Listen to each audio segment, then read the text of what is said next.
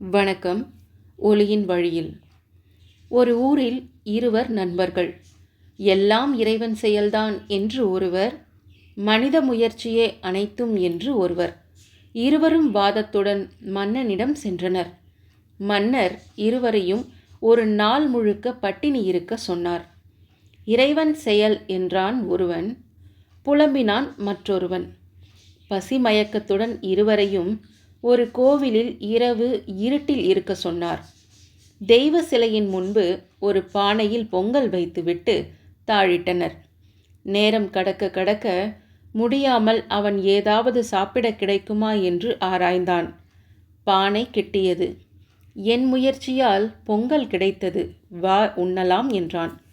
அரச கட்டளையை மீறக்கூடாது என்று இறைநாமம் ஜபித்தார் இன்னொருவர். பொங்கலின் அடியில் கல் கிடைத்தது. அதனை நண்பன் மீது தூக்கி எறிந்து, இதுதான் உனக்கு தெய்வம் தந்தது என்றான். அவரும் அதனை எடுத்துக்கொண்டார். விடிந்தது. மன்னன் வந்தார். உங்கள் அனுபவத்தை சொல்லுங்கள் என்று கேட்டார்.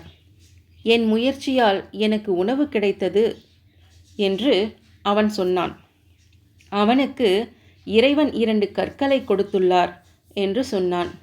அவரும் ஆமாம் என்று அந்த கல்லை எடுத்து காட்டினார். அது கல்லல்ல, விலை உயர்ந்த வைரங்கள். மன்னன் சொன்னார், முயற்சி தேவைதான், ஆனால் இறையருளும் சேர வேண்டும்.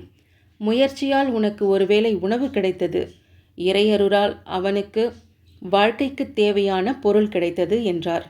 இதிலிருந்து தெரிவது, இறைவனின் அருள் கடாட்சம் கிடைத்துவிட்டால் வாழ்வில் அனைத்தும் கிட்டும். நன்றி.